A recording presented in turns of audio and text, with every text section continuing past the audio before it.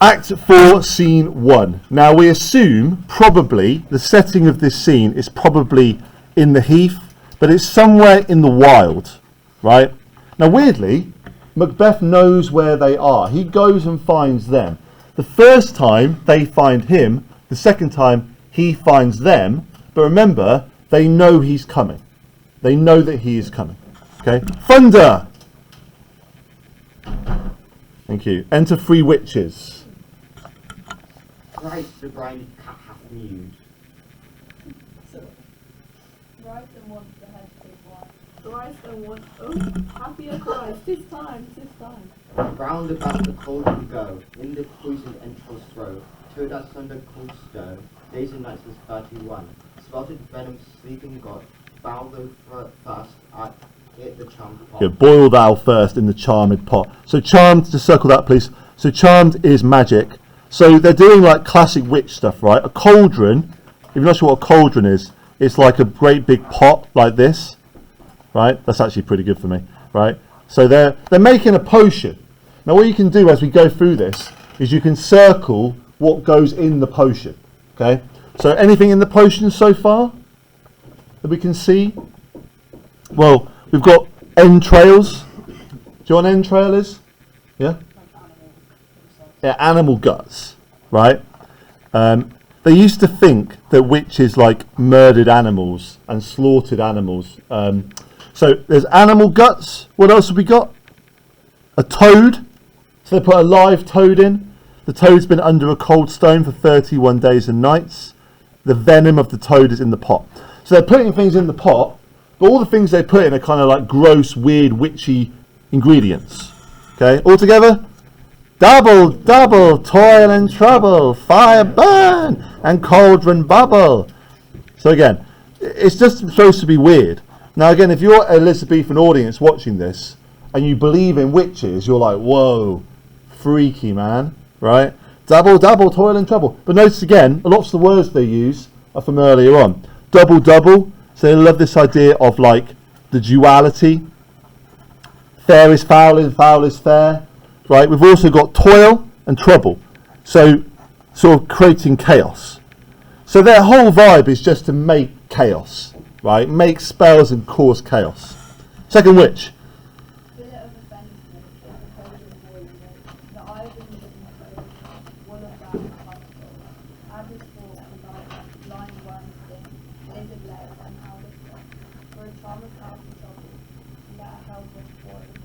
Good. So look at all these things that go in, right? Snakes, newts, frogs, bats, dogs, adders. An adder is a snake. It's like the only kind of English snake, if you like. Blind worm, lizard's leg, owlet's wing, for a charm of powerful trouble, right? Like a hell broth. Now this potion will eventually be what gives Macbeth his visions. So when he comes along and they say to him, what's my destiny? They conjure spirits out of this cauldron. So notice it's full of bad stuff, right? Like slaughtered animals and weird, gross stuff. Double, double, toil, fire burn, and cauldron bubble. Scale of dragon, tooth of wolf, witch's mummy, moor and gold. Of the raven, sea, salt sea shark, Yep. of hemlock, dig in the dark. Liver of blaspheming Jew, goal of goat and slips of yew, slivered in the moon's eclipse, nose of turd and tartar of lips, finger of bird strangled babe, dips delivered by a drab, make the gruel thick and slab as dead to tiger's cauldron, for the ingredients of our cauldron. Good, well done. That's pretty hard to read, right? So some mental things going into this, right? Dragon scales, right? So scales of dragons, tooth of wolf, witch's mummy, moor and golf. So moor is a mouth. So some sort of like a witch's mummy is like a dead body, like a mummified body. Shark, hemlock roots dug in the dark, the liver of a Jew, right? So the liver of a blaspheming Jew. Now back in those days, and still in these days, Jews were not particularly liked in Christian England. So this would be. They were kind of, They were kind of outsiders, if you like, in society. They were all kicked out of society 100 years before Shakespeare was writing. So the liver of a Jew, the gall of a goat, the bladder of a goat. Yew is like a tree, bits of bark. The nose of a Turk, so a Turkish person's nose. Tartar, a Tartar is like a Russian, so like a Russian's lips. The finger of a baby strangled at birth. Make the gruel thick and slab. So again, there's lots of weird things. Now, I don't think any of this has any more meaning, apart from Shakespeare trying to make these guys seem like they are bizarre and strange. Double, double, toil and trouble, fire burn, cauldron bubble.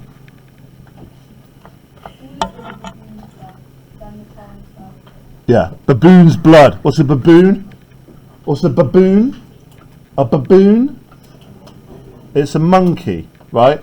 So put in some monkey blood to cool it down. Now it's good. It's ready. So the charm, the spell is ready. Enter Hecate. We are to be Hecate, the goddess of witches, the numero uno witch. Max, do you want to be Hecate, the numero uno witch? Okay, be nice and loud, please, right? So they've made their spell, and Hecate says, And well done, I command the coast, and everyone shall shine in the gates. And now that was easy, but I found the yeah. So Hecate comes and says, bravo, great spell. Now let's make it happen, right? Let's dance around the cauldron, right? So, sing. Around the cauldron sing, like elves and fairies in a ring. So, essentially, dance around the cauldron and sing. Now, you think back to last year when you did the Crucible. You remember doing the Crucible? Yeah. What do they get in trouble for? What are the girls doing in the forest at the beginning? They're doing this stuff, right? They're naked and they're making spells and they're putting chicken blood in the thing and doing witchcraft, right? So this is kind of the witchy vibe. Hecate goes away. Thank you, Hecate. Well done. Second witch.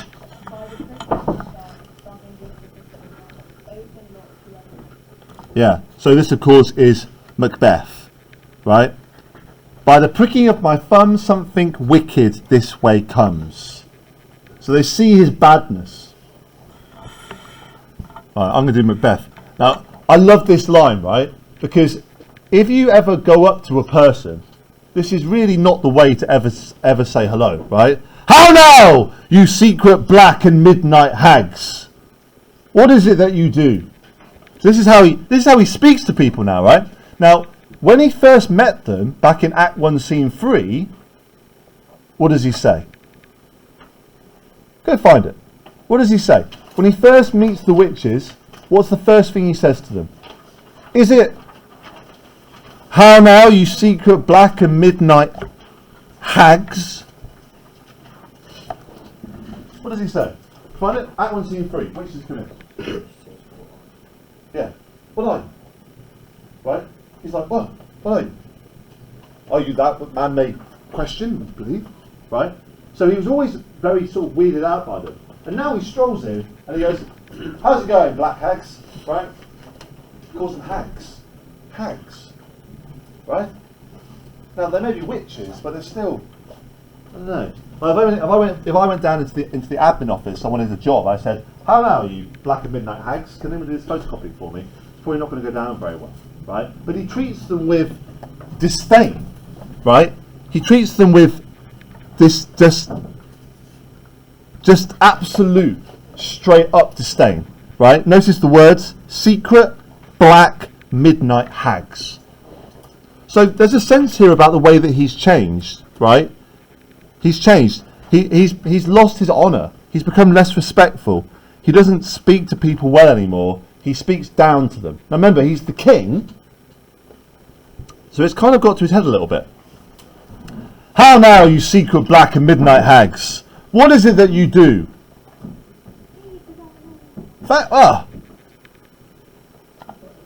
I thought I was going to do it as well, right? What is it that you do? Yeah, a deed without a name. A deed, right? So the deed is the word they used for the murder earlier on, right? So a deed without a name, something that is so mysterious, it's so weird that it has never been named, right? But what they're doing, of course, is a spell, okay? Look at how he speaks now, right? I conjure you, by that which you profess, however you come to know it, answer me, right? So lots and lots of demands, right? I demand you to tell me, answer me.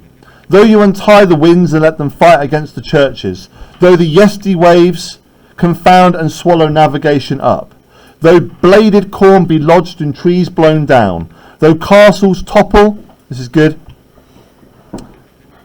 on their warders' heads, though palaces and pyramids do slope their heads to their foundations, though the treasure of nature's germans tumble all together, till destruction sicken, answer me what I ask you.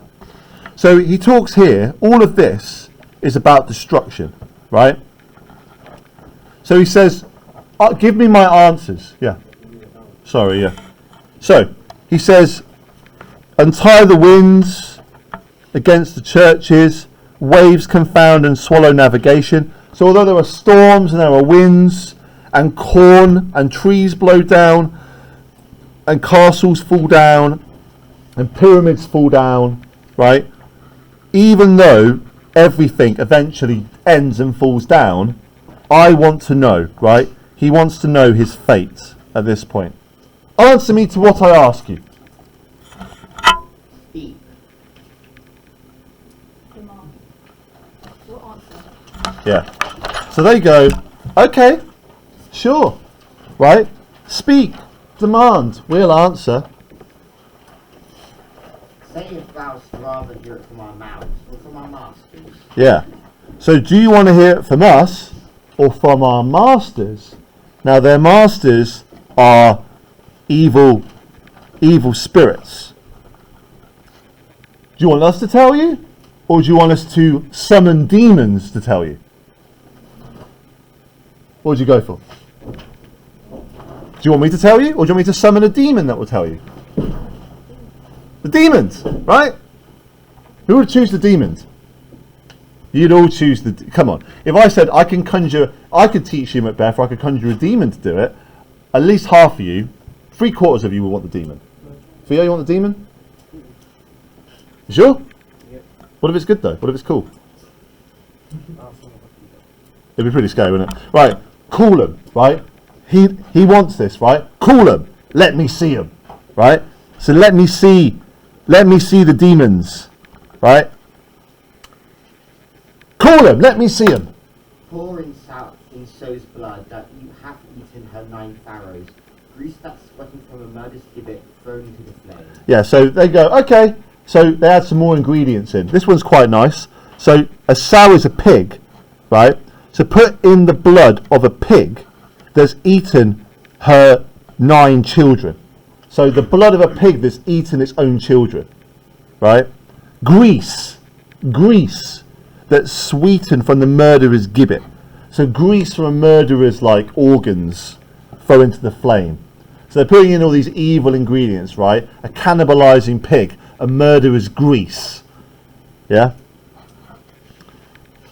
All, high or low, this deathly show. Pa, pa, pa, pa, pa.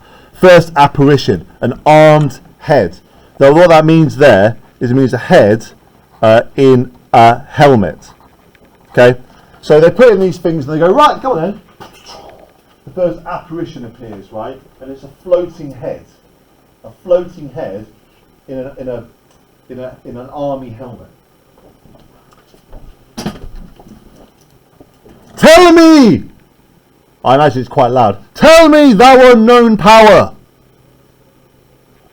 He knows thy thoughts, hear his speech, the same thou not. Yeah, so this is basically shut up, right? So, shut up, listen, right? Listen to what he's got to say. Hear his speech, but say naught. Apparition's a very small part. So you only say one thing. When you have to be an apparition, you have to be loud and weird. Or I'll do it. Alright, I'll do it then. Macbeth! Macbeth! Macbeth! Beware, Macduff! Beware! Beware the Thane of Fife!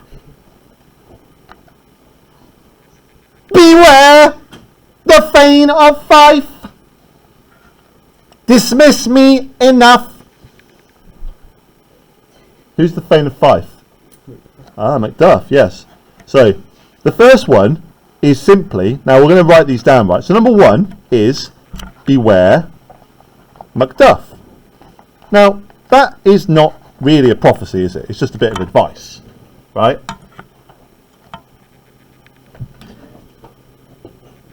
Whatever thou art, for thy good caution, thanks. Thou hast heart my fears aright.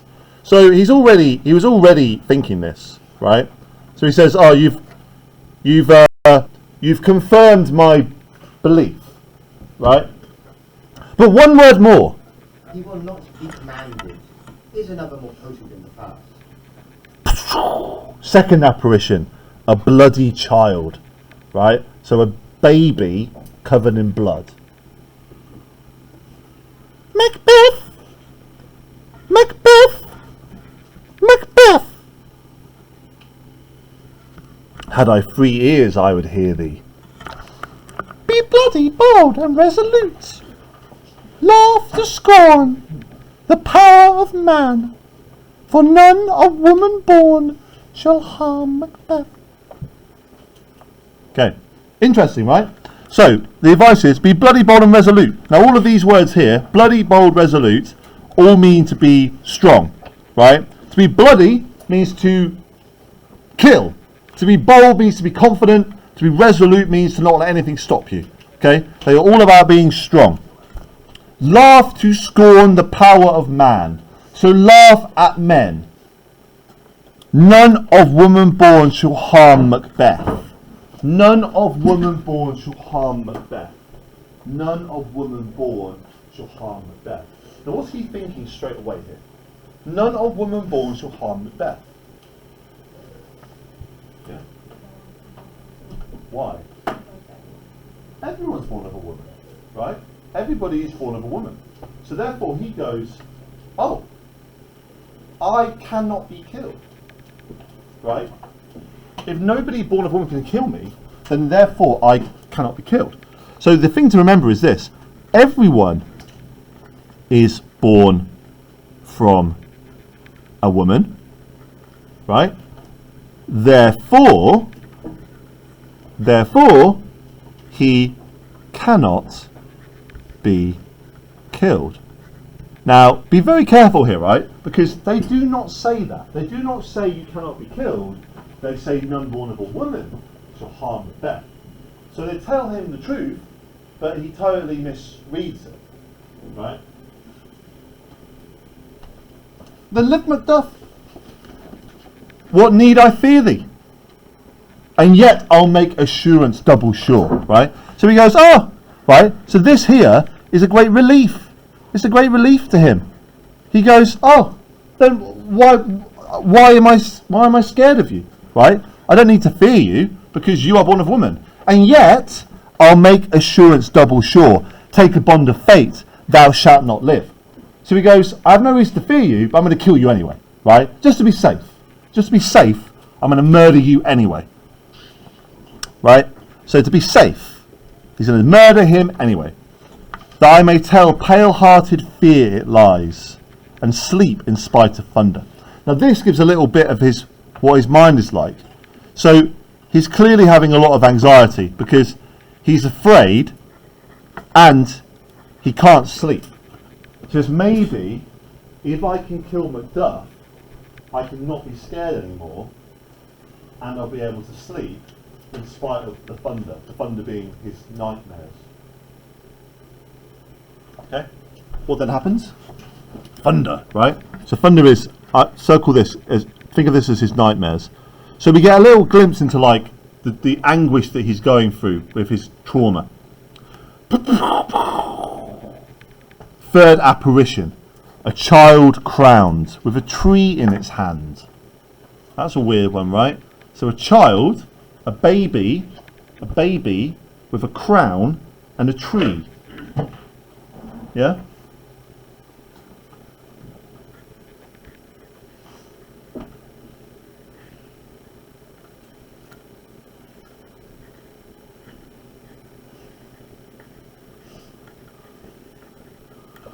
That's what comes out of the cauldron. Exactly like that. Right? Again, you want to laugh, but that's not. You have to accept that's not bad. What is it that rises like the issue of the king? Remember, issue is their word for child. So this scares him, right? This scares him. What is that rises like the child of a king and wears upon his baby brow, baby head, the round and top of sovereignty crown? So this scares him, right? This is his worst fear. Ah! What's that baby with the crown that's come out of the cauldron? Ah! I'll wait till my witches are ready. Ah! What's that baby with the crown that comes out the cauldron? Yeah, so again, shut up. Yeah? Anyone like to be the baby crown? You don't mean to do it.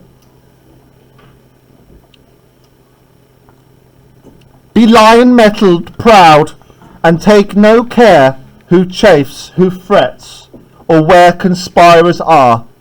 Macbeth shall never vanquished be, until great Birnam Wood to high Dunsinane Hill shall come against him. That was more of a royal baby, you might have noticed.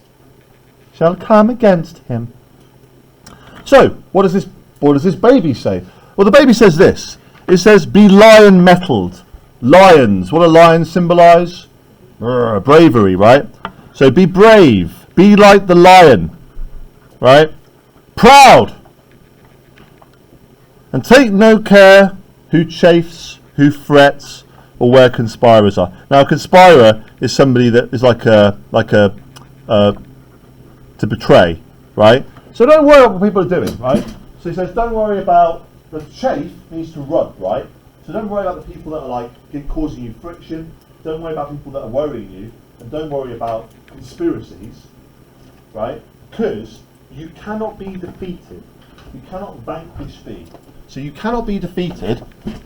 Macbeth shall never vanquish be until great Birnam Wood to high Dunsinane Hill shall come against him. Now, Dunsinane Hill, circle please, is his castle.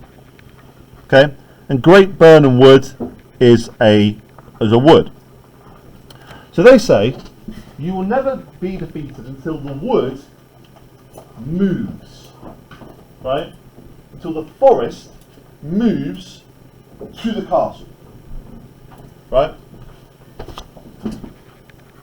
So the forest will move. Now again, what's Macbeth thinking straight away here? It's impossible, right? So in his mind he goes, it's impossible. The forest cannot move. Please have that down. Okay, it's impossible. The forest cannot move. And he says it, right? That will never be. Right? That will never be. Who can impress the forest? Now, the word impress here doesn't mean like show off. It means like to change, right? Like to leave an impression, right? Who can make a forest move? Who can impress the forest? Bid the tree unfix his earthbound roots. So who can make a tree pull its roots out of the ground and walk across the land? Sweet bodements. Good. Now, a bodement is a prophecy. Okay? Please make sure you're writing this down. Okay? So, a bodement is a prophecy. Please write it down. Okay? Good. Rebellion's head never rise till the wood of Birnam rise, and our high placed Macbeth shall live the lease of nature, pay his breath to time and mortal custom. Now the lease of nature, circle that please, he means a full life. So he says, this is great. Can you focus please? Right, I'm getting a bit bored of it. So he says that I will live my whole life, my full lease of nature. A lease is when you rent something. So the life that I've rented from God, I will get to experience all of it. Yet my heart throbs to know one thing. So he can't let it be, right? And this is the most important part of this play for the ending, right? He cannot let it go. So they say to him, you can never ever be defeated. And he goes, this is great. I get to live forever.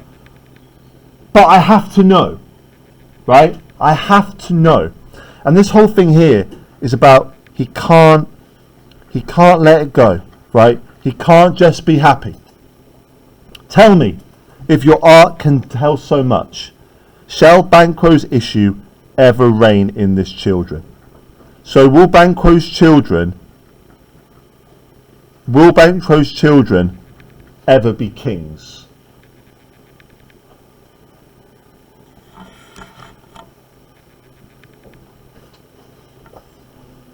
I'll do that again. Tell me, if your art can tell so much, shall Banquo's issue ever reign in this kingdom? See to know no more. Don't know more, it will ruin you. I will be satisfied. Deny me this, and an eternal curse fall on you. Let me know. Right? He's desperate. Why sinks that cauldron? What noise is this? Am I supposed to be dramatic, witches? What noise is this? Show. Show. Show.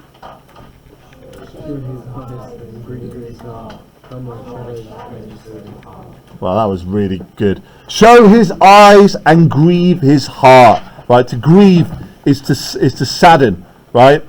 Come like shadows, so depart. So show him. Right? He wants to know. Show him. Right? And ruin him forever. What then happens is a show of 8 kings, the last with a glass in his hand. Now the glass is a mirror. Okay? The ghost of Banquo following. So what then happens is, basically, 8 kings appear like this. So they're in a row like this, 8 kings. And the last one has a mirror in his hand. And behind him is Banquo's ghost. And the mirror shows that line of kings reflecting into all eternity. So they don't say to him, yes, his children will be kings. They show him all the kings that come after. Right? And Banquo's children reign forever. Now, small fact for you, right? You ready for a bit of a bombshell? Okay, I want you to write this down. So, Banquo. Now, first of all, Macbeth and Banquo are real people from the past. Banquo was, have this down please, James I ancestor. So James I is at the end of this line. So the idea is that Banquo's children reign all the way up to James I. Right? So Banquo was the great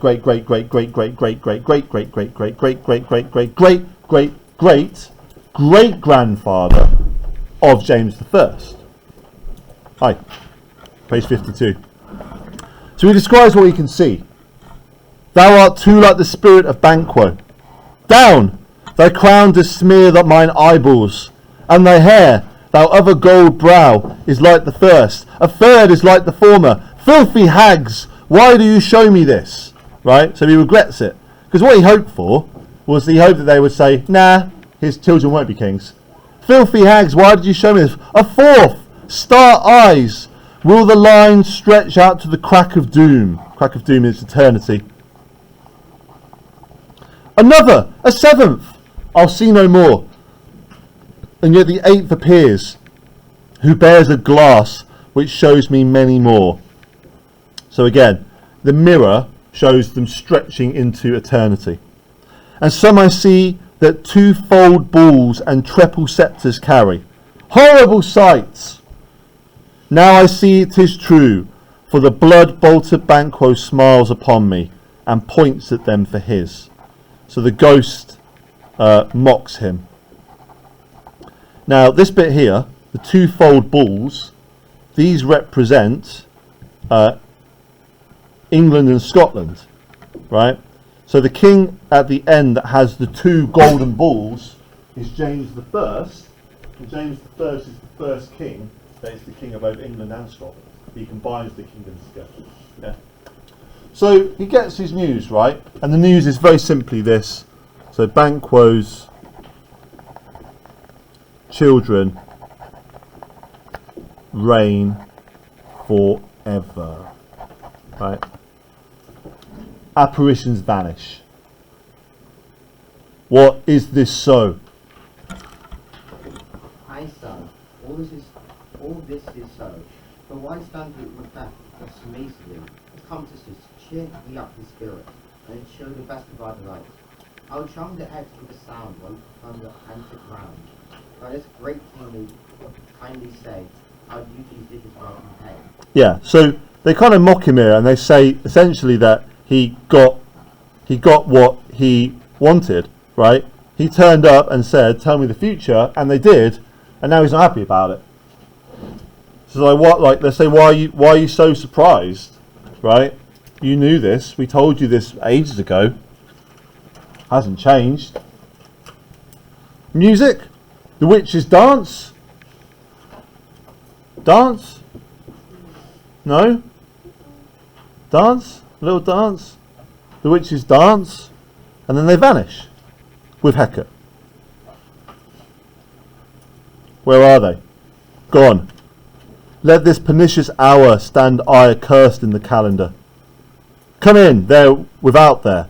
So Lennox has been hanging out. Remember Lennox?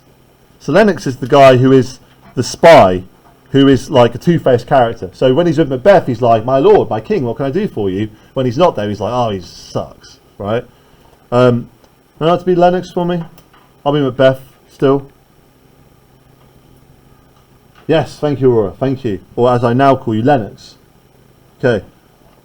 What's your grace's will? Yeah, what do you want? What can I do for you? Right? So, Your Grace's will, how can I serve you? They used to call the king your grace. It's a term for the king. Saw you the Weird Sisters? No, my lord. Ah, interesting. Did you see the witches? No. Did you see the witches? No. So were they real? Were they there? Is it another hallucination? Right? Is it all in his mind? Yes. You know how he calls them the weird sisters? Yeah. And he says which, like play like it. Yeah. Would it say first sister or sister? Probably yes. Although what's happened over time is that when it's been rewritten, it's been added as witches. But he never uses the witch word. It's like the weird sisters, right? So Lennox goes, "No, I didn't see them. Did they not come by you?" No, indeed, my lord. Weird, right? How did you not see them? So again, this idea of it's all in his mind is always a relevant one. Some people argue the whole thing's in his mind. Okay? Infected be the air whereupon they ride, and damned all those that trust them. Right? Damned all those that trust them. I did hear the galloping of a horse. Who was it that came by? These two are through, my lord. They bring you word that Macbeth is fled to Yeah, Macduff has fled to England. Right? This is the big news. Okay? Fled to England? Aye, my good lord. Right, this actually genuinely shocks him, right? Notice the exclamation mark here. He's actually quite shocked by that. Time. Thou anticipatest my dread exploits. The flighty purpose never is overtook unless the deed go with it. From this moment, this is a super important quotation, please underline this. From this moment, the very firstlings of my heart shall be the firstlings of my hand. Firstlings. Now a firstling just means really the first, right? So this is really, really important. He says, from now on, here is how I'm going to be, right? The first of my heart is the first of my hand. So whenever I have a thought or a feeling, I'm just going to do it, right? So the heart, of course, represents not logic but emotion, and the hand represents action. So he's going to just essentially do whatever he feels. So he says, as soon as I feel something, I'm going to do it. Right? In other words, if I don't like it, if I don't like this person, I'm going to kill him. Right? If I want that thing, I'm going to take it. How is that different from him at the start of the play? He only did what he was told to do and what he needed to do. Good. So he doesn't do, he does what he's told, but also at the beginning of the play, he spends the whole part of the beginning being like, should I kill him? Shouldn't I kill him? Should I kill him? Shouldn't I kill him? Here's reasons why it's bad. Here's reasons why it's good. Here's why I should. Here's why I shouldn't. Okay, I won't. Okay, I will. He overthinks everything. So in the beginning of the play, right, if I'm just going to add this down here. So at the start, he is driven by thinking. Okay? Thinking. Logic. Should I kill the king? Does it make sense logically? Now, logic is gone. Whatever I feel, I will do. It doesn't matter if it makes sense. I'm just going to act on impulse. Act on impulse. Hello. Yes. Yes. No, but she came late. Okay, I'm in the middle of teaching there. I will do. Right. So, the first is of my heart with the first of my hand. And even now, to crown my thoughts with acts, be it fought and done. Okay? This is the classic Shakespeare thing, right, of saying the same thing twice. Be it fought and done. Fought and done. So I'm going to think it, I do it. I think it, I do it. I think it, I do it. The castle of Macbeth I will surprise. Seize upon Fife. Give to the edge of the sword his wife, his babes, and all unfortunate souls that trace him in his line. So I'm going to go to Macbeth's castle. I'm going to kill everyone. Right? Now notice, these are now innocent people. Right? His wife, his children, anybody who's in the castle. No boasting like a fool. This deed I'll do before the purpose cool. No more sights. Where are these gentlemen? Come, bring me where they are. So the gentlemen, of course, will be the murderers again. Okay. Now, that's a big change in him. Big change. But here's the two things that happen. I'm going to write this at the top. Please add this down. So the witches take away from Macbeth two things. Okay? Please add this down. So the witches take away. Okay? The first thing they take away is his fear of death. So he thinks he cannot die. He believes that he cannot die. So they take away his fear of death. The second thing they take away is his hope for the future. So they say to him, no matter what you do, your children will not be kings. Now I would argue that these are the two things that make a person human. Right? All of us fear death, and all of us have a hope for the future. If you no longer fear dying, but you know that nothing that you do matters, what happens to you as a person?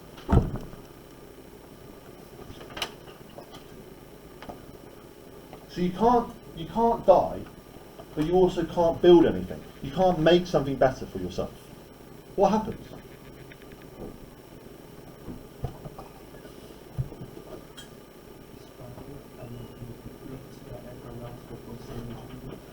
But what happens, like, how do you feel? That's my point.